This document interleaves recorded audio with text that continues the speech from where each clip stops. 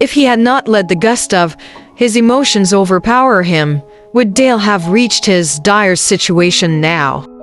After Drew's revelation of what truly took place, that fatal night, it had been a nightmare for my mother. Likewise, Dad was exasperated by Dale's behavior that almost caused his life and eventually the death of our grandfather. We grieved over Grandpa's early demise, and I felt sad that Dale wasn't with us when we buried my grandfather. My dad felt so devastated for losing his father, seemingly blaming his son, Dale, for grandfather's early demise. Watching Dad and listening to his litany of regrets and grief for losing him early, and his continued blaming of Dale's untoward behaviors, I once again felt to be in the middle of Dad's anger and Dale's situation. Day in and day out, my parents were quarreling about Dale. Mom, being so close with Dale, was defending her son endlessly until Dad was fed up and gave up on caring for Dale. From then on, Dad stopped visiting Dale, not even asking for updates on his condition. And every time Dad and I see each other, all he did was putting the blame on me for always standing up for Dale whenever Dad reprimanded Dale of his faults, or Dale's insistence on doing what Dad was against of. So, when I entered college, I left Wildwood County completely and stayed in our villa at Trenton. I barely saw Dale then because I concentrated on my studies and was focused on following Monica until she became my girl. Until things turned out bitter when I lost Monica to my dad. Having caught them cheating on me, Dad and I never spoke again. That right after my graduation, I decided to stand on my own, and this was how my business, Home Care Depot, was born. It was your Uncle Tom Hendricks who helped me put up this depot using my inheritance.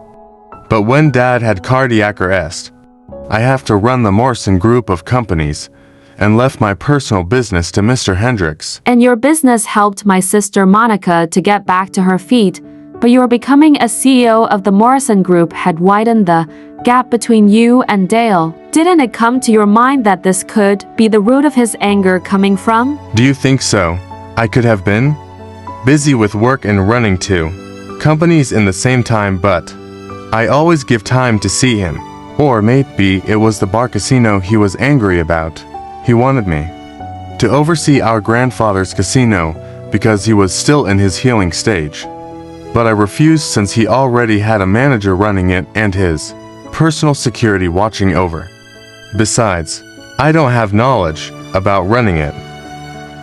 It wasn't my forte, although I had the auditing team to look into their records, and so far, the casino was doing well.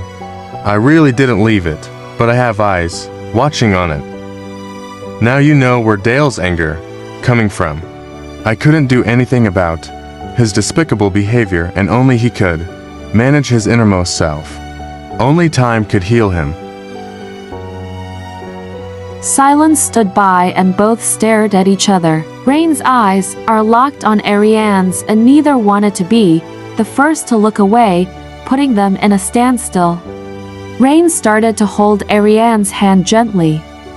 Ariane's hands felt cold, and she felt this tingling sensation as Rain's face came close to hers. Her heart rate is palpitating, pounding and beating faster than normal. Rain pressed his lips to hers, and as they kissed, Ariane felt something new she never felt in her lifetime. Her heart flutters in a fast pace, and electricity seemed to creep in her veins. She seems to feel like butterflies were floundering in her stomach, but she couldn't lose his grip from her waist, and she's beginning to like it. Both paused as they heaved their heads apart, gasping for air. Then Rainey whispered, "I'm sorry. I got out of control. I can't help it. I like you, Ariane." Ariane was speechless from his kiss, more so about what Rain had said. Will Ariane continue to deny herself how Part 37 she truly feels follows. about Rain?